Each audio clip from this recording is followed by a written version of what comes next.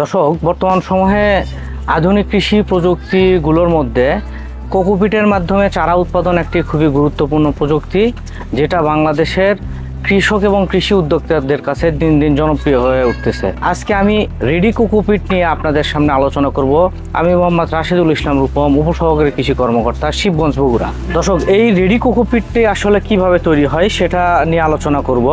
দর্শক, আমার হাতে দেখতেছেন একটা রেডি কোকোপিট, যেটা চারা উৎপাদনের একটি মিডিয়া। এটা মূলত নারকেলের ছোবড়াটাকে বেশ কয়েকদিন ভিজিয়ে পচায় এটা তার মধ্যে থেকে যে লবণাক্ততা সেটা বের করে দেওয়ার পরে এটা চাতালে নিয়ে এর সাথে কিছু জৈব সার এবং বিভিন্ন ধরনের মাইক্রো নিউট্রিয়েন্ট ও প্রোবায়োটিক যোগ করে এটা তৈরি করা হয়।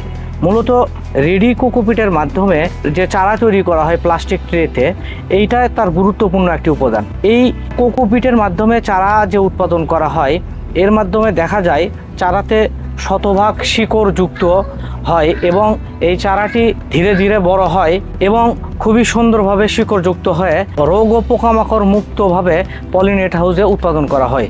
দর্শক, আমাদের দেশে বিভিন্ন ধরনের প্লাস্টিক ট্রেতে এই কোকোপিটের মাধ্যমে বিভিন্ন ধরনের শাকসবজি, ফুলের চারা উৎপাদন করা হয়। এই কোকোপিটটি আপনার ব্যবহার করার কারণে চারাগুলো খুব শক্তিশালীভাবে বেড়ে ওঠে এবং চারার শিকড় ভালো হয়, যাতে করে কৃষক তার মাঠে যখন চারাটি রোপণ করা হয় এই চারাটি প্রায় শতভাগ জীবিত থাকে। যদি আপনার 2 থেকে 3 দিন পর্যন্ত বৃষ্টিপাত হয়, তাহলেও দেখা যায় এই কোকোপিটের মাধ্যমে উৎপাদিত চারা কিন্তু মরে না, বরং আবার বৃষ্টি সেরে গেলে এখানে কিন্তু ধীরে ধীরে এই চারাগুলো সুন্দরভাবে লেগে যায়। এবং এই কোকোপিটের মাধ্যমে যে চারা উৎপাদন করে জমিতে লাগানো হয়, তাতে করে দেখা যাচ্ছে একই সাথে মাটির চারা এবং এই কোকোপিটের চারাগুলো যদি আপনার জমিতে লাগানো যায়, তাহলে এখানে 15 থেকে 20 দিন আগে এর ফলন পাওয়া যায়। প্লাস আপনার এই 15-20 দিনে দেখা যায় একটি নিড়ানি অথবা 2টি নিড়ানি, কীটনাশক স্প্রে, ছত্রাকনাশক স্প্রে এগুলো কিন্তু বেঁচে যায়। এই জন্যই এই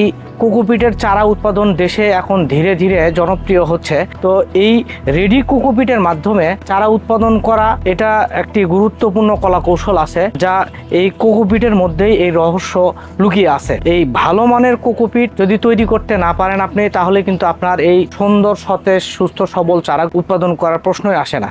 তো দর্শক, যারা ভালো মানের এই কোকোপিট উৎপাদনের কলা কৌশল বিষয়ে জানতে চান, তারা আমাদের সাথে যোগাযোগ করতে পারেন আমাদের দেওয়া নাম্বারে।